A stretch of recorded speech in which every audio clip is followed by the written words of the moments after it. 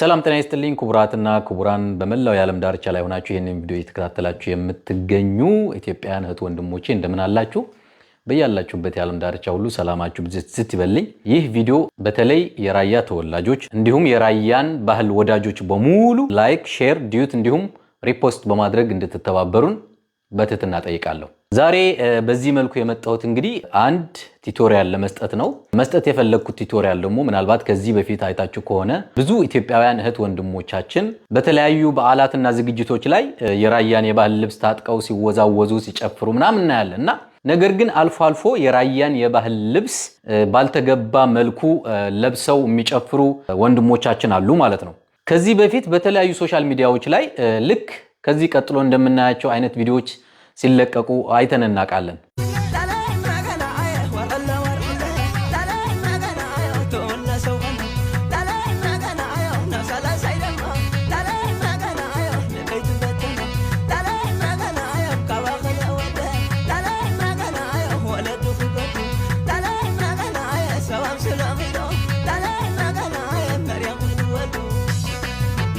ያው ቪዲዮዎቹ እንደተከታተላችኋቸው እነዚህ ወንድሞቻችን እንግዲህ ለራያ ካላቸው ፍቅር አንፃር የራያን ባህል ከመውደዳቸው አንፃር ነው በዚህ መልኩ ሲጨፍሩ የምናያቸውና ነገር ግን የራያን የባህል ልብስ እንዴት መለበስ እንዳለበት ብዙዎቹ አያውቁም። በእነዚህ አለባበሶች ላይም በጣም ብዙ ስህተቶች አይቸባቸዋለሁ። ወደ ዋናው ጉዳይ ስገባ ዛሬ የራያን የባህል ልብስ እንዴት መልበስ እንዳለብን ከመጀመሪያ ጀምሮ እስከ መጨረሻ ድረስ የማሳያችሁ ይሆናል።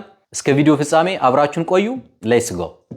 ብሬክስ ሁሌም አዲስ። ያው እንደሚታወቀው እንግዲህ ይሄ በትር ይባላል። ብዙዎቻችሁ ታውቁታላችሁ። ያው የራያን የባህል ልብስ ስትለብሱ ቀጠን ያለ ዘንግ ብቻ ብትይዙ መልካም ነው። ይህ ደግሞ እንደምትመለከቱት ነጠላ ይባላል። ይሄኛው ደግሞ ዕጣቅ ይባላል። ያው ከታች የምንታጠቀው ማለት ነው። ይሄኛው ደግሞ በራያ አዘቦ አካባቢ ማለትም በአላማጣ መሆኒ ማይጨው አካባቢ ጋማር በመባል ይታወቃል። በራያ ቆቦ አካባቢ ደግሞ ገማር ወይም ግማር በመባል ይታወቃል። ይሄ ደግሞ በራያ አዘቦ አካባቢ ሽፋይ ሳኒ በመባል ይታወቃል። በራያ ቆቦ አካባቢ ደግሞ ጥርቅ ጫማ በመባል ይታወቃል ማለት ነው። እንግዲህ የራያን የባህል ልብስ ለመልበስ ምንም እንኳን ከዚህ በላይ የተለያዩ መስፈርቶች ቢኖርትም ከሞላ ጎደል ግን እነዚህ ነገሮች ካሟላን ያው የራያን የባህል ልብስ በስርዓቱ ለብሰናል ማለት ይቻላል ማለት ነው። ከዚሁ በመቀጠል እንግዲህ እንዴት መልበስ እንዳለብን አብረን እናያለን። እንግዲህ ከላይ ወፈር ያለ ነጭ ቲሸርት ቢኖራችሁ መልካም ነው። ከታች ደግሞ ከጉልበታችሁ በላይ የሆነ ልክ እኔ እንደለበስኩት አይነት ቁምጣ መልበስ ይኖርባችኋል ማለት ነው። ከዛ በመቀጠል ጥርቅ ጫማውን ወይም ሽፋይ ሳኒውን እንለብሳለን። እዚህ ላይ የምታዩት እንግዲህ ይሄንን የምታዩት ጣታችን ሁለቱ ጣታችን ናቸው እዚህ ላይ መግባት ያለባቸው ማለት ነው። ኦኬ እነዚህ ሁለቱ ጣታችን እዚህኛው ላይ ይገባሉ ማለት ነው። እንግዲህ እንደምታዩን ሽፋይ ሳኒ ወይም ጥርቅ ጫማውን ለብሻለሁ ማለት ነው። የራያን የባህል ልብስ ወዳጆች ይሄንን ማግኘት ከቻላችሁ ይሄንንም አብራችሁ ብትለብሱ፣ ልክ እንደዚህ አይነት ሽፋይ ሳኒ ወይም ጥርቅ ጫማ ካላገኛችሁ ደግሞ ስክሪኑ ላይ እንደምታዩት አይነት ሰንደል ጫማን ብታደርጉ ችግር የለውም። ከዛ በመቀጠል ይሄ ዕጣቅ ይባላል። ሁሉም ሰው የራያን የባህል ልብስ ጥበብ ወደ ታች አድርጎ መታጠቅ እንደሌለበት አባቶች ይናገራሉ። ለምን የሚለው በኋላ እንመለስበታለን። ለማንኛውም አንዳንድ ሰው እንደዚህ አድርጎ ይዞ እንደዚህ የሚታጠቅ አለ። እንደዚህ አድርጋ የምትታጠቀው ሴት ናት። ወንድ ልጅ እንዴት አድርጎ ነው መታጠቅ ያለበት? መጀመሪያ ከፊት እንደዚህ አድርጎ ይይዛል። ከዛ ከፊት እንደዚህ ያደርጋል። ከዛ በኋላ እንደዚህ ያለ ይዞራል ማለት ነው። እንደዚህ ያደረገ ነው የሚያዞረው። አንዳንዱ ያው እንደ እጁ ነው እንግዲህ ወደ ግራ የሚታጠቅ ሰው አለ፣ እንደዚህ አድርጎ ወደዚህ የሚታጠቅ ሰው ደግሞ አለ። እኔ አሁን ለምሳሌ እንደዚህ ነው፣ ወደ ቀኝ ነው እንደዚህ አድርጌ የምታጠቀው። ብዙ ሰው ግን እንደዚህ ወደ ግራም ይታጠቃል ማለት ነው። እሱ እንደ እጃችሁ ነው። ስንታጠቅ ደግሞ ሁለት አይነት አስተጣጠቅ ነው ያለው። አንደኛው ረጅም እስከዚህ ድረስ እንደምታዩት፣ አንደኛው ደግሞ ከፍ ብሎ ላይክ እስከዚህ እስከ ቁርጭምጭምታችን አካባቢ ይለበሳል ማለት ነው። እንደዚህ አድርጋችሁ ትይዛላችሁ፣ ይመጣል እስከዚህ። አያችሁት አይደል? ከዛ ይሄንን ትስቡትና ይሄንን እዚህ ታስገቡታላችሁ፣ ይሄንንም አምጥታችሁ እዚህ ታስገቡታላችሁ። ከዛ በኋላ እንደዚህ እናደርግና ይሄንንም ደግመን እንደዚህ ጥፍ እናደርገውና ይሄንን እናስተካክላለን ማለት ነው። የተጨማደደ ነገር ካለ እናስተካክለዋለን በደንብ ማለት ነው። እንግዲህ በዚህ መልኩ ከታጠቀን በኋላ ይሄንን ገማር ወይም ጋማር መታጠቅ እንጀምራለን ማለት ነው። ይሄንን እንግዲህ ለምንድን ነው የምንታጠቀው? ልክ ሱሪ ላይ ቀበቶ እንደምንጠቀመው ሁሉ እዚህ ላይም ግዴታ ቀበቶ ስለሚያስፈልገው ጠበቅ አድርጎ መያዝ ስላለበት እንደዚህ አድርጋችሁ ትስቡትና እንደዚህ ይለበሳል ማለት ነው። እንደዚህ አድርጋችሁ ይሄ እንደዚህ ታደርጉትና በዚህ መልኩ ይለበሳል ማለት ነው። እዚህ ላይ ልብ ብላችሁ ተመልከቱኝ። አሁን ብዙ ሰው ስህተት የሚፈጽመው ምን ሲያደርግ ነው? ግማሾቹ እንደዚህ አድርገው ይታጠቁታል። በፍጹም ይሄ ወደታች ዘቅዝቃችሁ መታጠቅ የለባችሁም። ይህ በራያን የባህል ልብስ በፍጹም መለበስ የሌለበት አለባበስ ነው። እዚህ ላይ ጥንቃቄ ልታደርጉ ይገባል። በፍጹም ይሄኛው ወደታች ማድረግ የለባችሁም። ኔቨር። እንዴት ነው መልበስ ያለባችሁ? ይሄ ያስታውቃል። በቃ ስትለብሱት ራሱ ማለት ነው። ገባችሁ አይደለ? እንደዚህ ነው መክፈት ያለባችሁ። ይሄ በዚህ መልኩ ትለብሱታላችሁ ማለት ነው።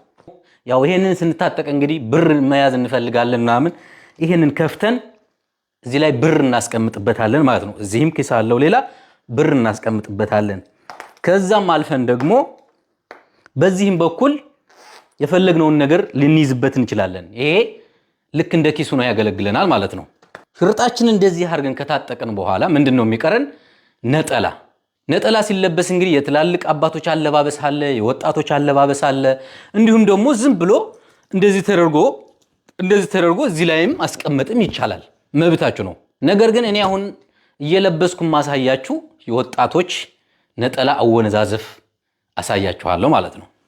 እንግዲህ ያው ነጠላ ስንለብስ ደግሞ ጥበቡ ወደ ላይ እንዳይገለበጥባችሁ በዚህ መልኩ እንደዚህ አድርጋችሁ ትይዙትና እንደዚህ አድርጋችሁ በቀኝ እጃችሁ ያው እንደ አወነዛዘፋችሁ ማለት ነው። ወደ ግራ መወንዘፍ የሚፈልግ ሰው ሊኖር ይችላል። እኔ አሁን የማሳያችሁ ያው የወጣቶች ነጠላ አወነዛዘፍ ላይ ነው። እንደዚህ ታደርጓትና ከዛ ደግሞ ይቺን አምጥታችሁ እንደዚህ ታደርጓታላችሁ ማለት ነው። እንግዲህ ተመልከቱ። ይችኛዋ ጥበብና ይችኛዋ ጥበብ አንድ ላይ መምጣት መቻል አለባችሁ። ይችና ይቺ። ከዛ በኋላ ምንድነው የምታደርጉት? ይችን ሰብሰብ ታደርጓትና እንደዚህ አድርጋችሁ እንደዚህ ማድረግ ትችላላችሁ ማለት ነው። እንደዚህ አያችሁ አይደለ?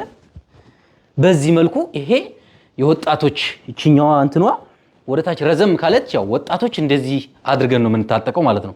እንግዲህ እንደምታዩት በዚህ መልኩ የራያን የባህል ልብስ መታጠቅ መቻል አለባችሁ ማለት ነው። እንደዚህ ማድረግ ትችላላችሁ፣ ኖርማል ነው። ነገር ግን ትልቁ ችግር እያየን ያለ ነው። አንደኛ ይሄንን ነጠላ ከላይ እንጂ ከታች አይደለም የሚሆነው። ልክ እዚህ ቪዲዮ ላይ እንደምትመለከቱት አሁን ይሄንን ሽርጡን እያለ ነጠላውን ለብሰው የነጠላውን ጥበብ ወደታች አድርገው ነጠላውን ለብሰው እየጨፈሩ እንግዲህ ልክ እዚህ ቪዲዮ ላይ እንደምታዩት እንግዲህ እነዚህ ልጆች ይሄንን መታጠቅ ያለባቸው ይሄንን ነጠላ ታጥቀው ነጠላውን ደግሞ ጥበቡ ወደታች ዘቅዝቀው ለብሰውታል ማለት ነው። እንደዚህ ተደርጎ አይለበስም። ሁለተኛ ቀድም እንዳልኳችሁ እንግዲህ ይሄንን ጥበብ ለምንድነው ወደታች አድርጌ ያልታጠቅኩት? ዋናው ፖይንት ደግሞ እዚህ ላይ ነው ያለው። አባቶች ምን ይላሉ? ጥበቡን ወደታች አድርጎ መታጠቅ ያለበት ትልቅ ጀብድ የሰራ ጀግና ሰው፣ በቃ በታሪክ በራያ ውስጥ ትልቅ ጀብድ የሰራ በጣም ጀግና የሆነ ሰው ነው ጥበቡን ወደታች አድርጎ መልበስ ያለበት እንጂ እንደኔ አይነት ያው ወጣት ውርጋጥ የሆነ ሰው ግን እንደዚህ ጥበቡን ወደታች መልበስ የለበትም። ነገር ግን ባለማወቅ ብዙዎቻችን እንደዛ አድርገን እንለብሳለን። ይሄንን ነገር ከአባቶች ከሰማው በኋላ ጥበቡን ወደታች አድርጌ ታጥቄ አላቅም። ድሮ ግን ባለማወቅ ጥበቡ ወደታች አድርጌ እታጠቅ ነበር። እንግዲህ ለዛሬ የነበረን የራያን የባህል ልብስ አስተጣጠቅ ቱቶሪያል ይሄንን ይመስል ነበር። ከወደዳችሁት ይሄንን የራያን የባህል ልብስ አለባበስ ለማያውቁ ወንድሞቻችን እንዲደርስ ሁላችሁም ላይክ፣ ሼር፣ ዲዩት እና ሪፖስት እንድታደርጉ በትህትና ጠይቃለሁ። በአለባበሴ ያጎደልኩት ነገር ካለም የራያ ልጆች ወንድሞቼ ልታረሙ ትችላላችሁ። አመሰግናለሁ።